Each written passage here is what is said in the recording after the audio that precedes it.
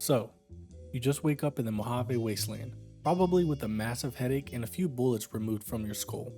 The real question is, do you have what it takes to survive? In this series, we break down 7 key survival factors, from food and water to the slightly more pressing issue of not being torn apart by death claws.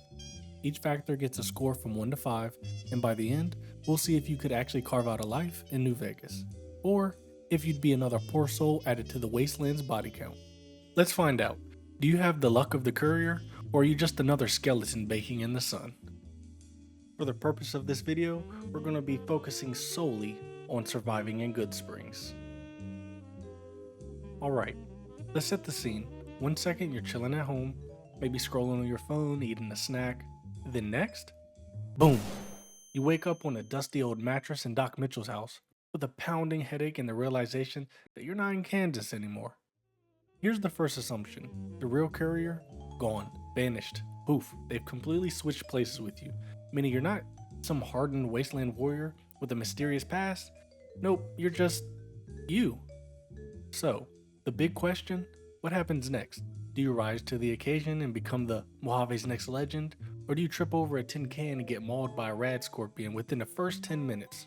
Let's find out. For a town smack in the middle of the Mojave Wasteland, Good Springs has a surprisingly solid water situation.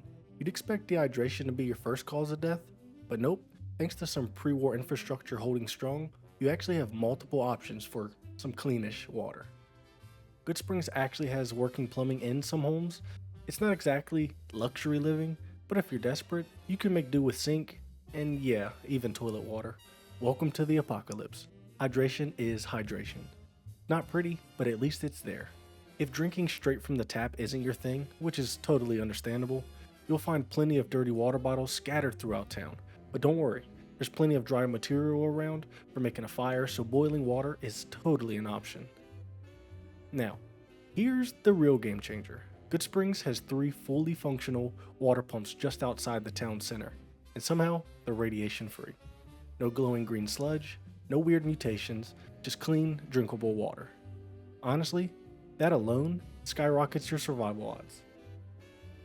Storage-wise, buckets and barrels are abundant all over town, meaning you can transport and even store water for the long haul. But before you get too comfortable, there is one small downside. Geckos love hanging around the water pumps, so unless you want to be some oversized lizard's afternoon snack, you'll have to fight for your hydration.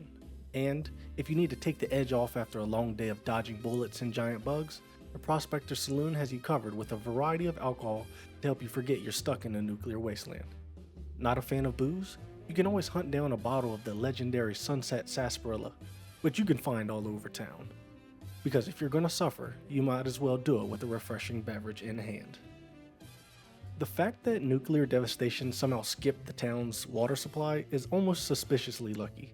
But hey, we'll take it. Final rating, 4 out of 5. Stay hydrated, Wastelanders. At first glance, the Mojave Wasteland looks like a death sentence for your stomach. But surprisingly, Good Springs has a decent amount of food if you know where to look.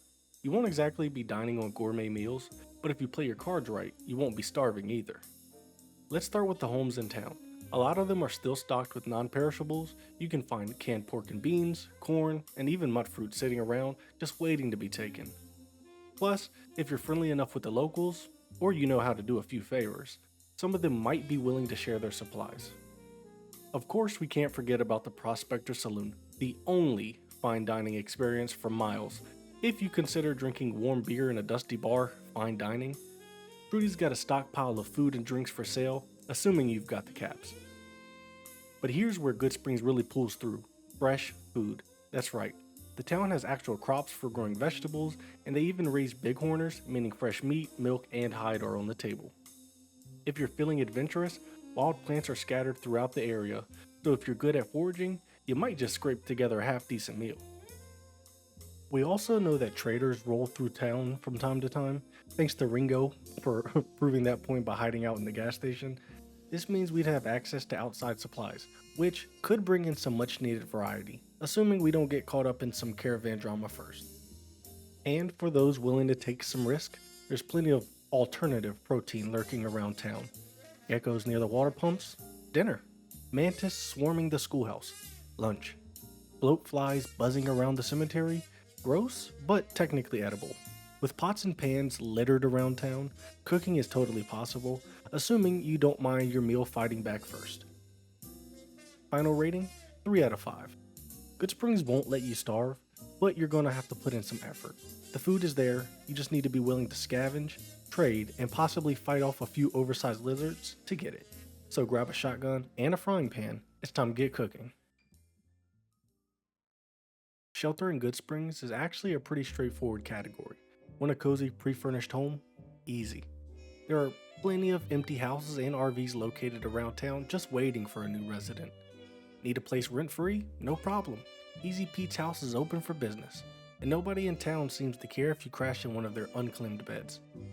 But let's say you want to upgrade, patch some holes, fortify your space, maybe even build your own post-apocalyptic mansion.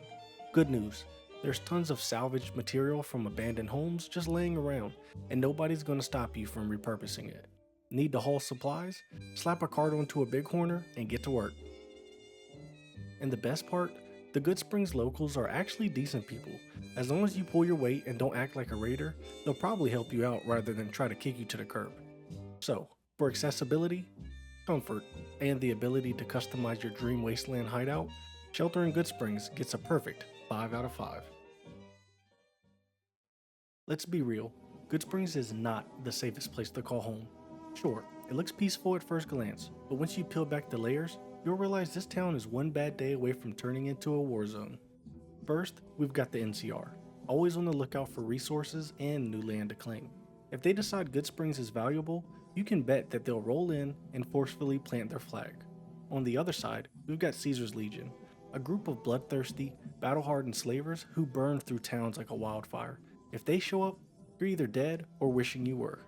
Let's just hope your luck stat is high enough to win the lottery and get spared. And if that wasn't bad enough, we've got the immediate powder ganger problem. A bunch of murderous, escaped convicts who are either going to destroy the town or take it over.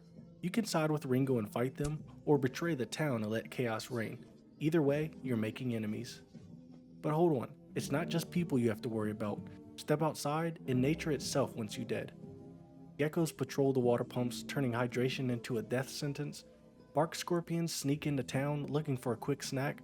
Mantis swarms infest the schoolhouse, wielding claws that could cut through bone. And let's not even get started on bloatflies, just buzzing around the cemetery, just waiting to ruin your day. And then there's the real monsters. Look toward the valley, and you'll spot rad scorpions, 10 times the size, 100 times the danger. It's only a matter of time before they start creeping into town. You go too far north, and you enter Cazador territory. If they see you, game over. Those winged demons will inject you with venom so lethal, even a stim pack might not save you. Here's the final verdict. The immediate town is relatively safe, but the second you step outside, you're on borrowed time. Between the looming threat of war, raiders, and nightmare-fueled wildlife, Good Springs gets a 2 out of 5 for safety. You might survive, but you'll never sleep easy. If you need to get around, Good Springs is one of the easiest places to navigate in the Mojave. No sheer cliffs to trap you, no maze-like ruins, and best of all, no invisible barriers forcing you to take the long way around. For the most part, everything is within walking distance: the Prospector Saloon, the general store, and even the doc's house where you woke up. Need to grab supplies? A short stroll. Want to talk to Trudy or chat with Easy Pete? A casual saunter. Walking through town? No problem. Trying to reach the water pumps? Well, that's where things get a little dicey. The terrain near the pumps is rocky, and if you slip, you could easily roll an ankle or worse. That said, compared to the rest of the wasteland, this is paradise. No death claws lurking around the corner, no sinkholes swallowing you whole. It's just about as easy as post-apocalyptic travel gets. Final verdict, 5 out of 5. Just watch your step near the water pumps and you're golden. Unlike the other worlds we've done in this series, which you can click here to see the full playlist, this is the first time we're in a fully human world, and that means something important. People actually care about each other here. The proof? You wake up on the brink of death in a stranger's house, and instead of looting your body for caps, Doc Mitchell patches you up for free and even gives you supplies to get back on your feet. No price tag, no hidden favors, just pure wasteland hospitality. And guess what? It doesn't stop there. Sunny smiles? the ultimate ride or die. She teaches you how to shoot, hunt, cook, and even where to find water. Most NPCs don't even give you the time of day, but Sunny, she's out here running a full survival course. Trudy, she's basically the town's mom, making sure everyone's safe, fed, and not causing a war with random convicts. Chet and Easy Pete, they may not be throwing a welcome party, but with the right words, they're willing to help too. And the best part, you can actually become part of this town. Unlike other wasteland settlements where people just tolerate you, Good Springs can genuinely accept you as one of their own. Final rating? 5 out of 5. If you're looking for a place where you're more than just a wandering survivor, Good Springs is the home you never knew you needed. By now, it's pretty clear that Good Springs isn't just a random pit stop in the Mojave. It's an actual self-sustaining town. Unlike other settlements barely clinging to survival, this place already has crops, cattle, clean water, trade routes, and even working electricity. That means for once, you don't have to start from scratch, but that doesn't mean we can't take it to the next level. Here's an idea. The Good Springs Express, the Mojave's new caravan company. We've got bighorners, parts, and an unlimited water supply. That's everything you need to start a caravan company. Think about it. Raiders already come through here, so why not expand on that? With clean water, fresh crops, and pack animals, we could turn Good Springs into a major trade hub, instead of just a town people pass through. Here's the second idea. The last gas station in the Wasteland. Did you know that cars still exist in Fallout? We just don't see them in action. But confirmed lore says that vehicles do get used. This means fuel is still a thing, and we're standing right next to a fully built gas station. With Ringo skipping town, why not take it over and start a fuel business? Even if we can't get actual gasoline flowing, a supply shop, repair station, or even a caravan stop could be a gold mine. The best part?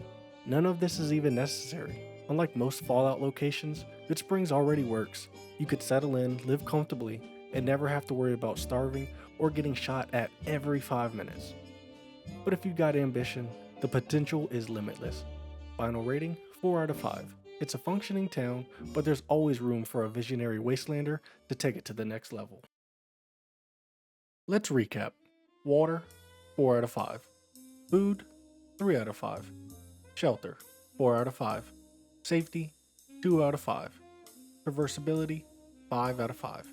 Socialization, 5 out of 5. Sustainability, 4 out of 5. Final verdict, 28 out of 35. Survivable, but you'll have to stay sharp. So, can you survive in Good Springs? Absolutely, but it won't be easy. The town has clean water, food sources, shelter, and a tight-knit community, giving you a solid shot at survival compared to most places in the Mojave. However, threats loom on all sides: raiders, powder gangers, wildlife, and even larger factions like the NCR and Caesar's Legion. If you can hold your own in a fight, make smart alliances, and play your cards right, you could carve out a decent life here, or even build Good Springs into something greater. But remember, the Mojave is unpredictable. One bad decision, one unlucky encounter, and you might just end up as another skeleton baking in the sun. So tell me, do you think you'd make it? Let me know down in the comments. And if you want to see how other locations or video game worlds stack up, make sure you subscribe so you always know when I'm posting. Check out the rest of the series here, and stay safe out there, Wastelanders.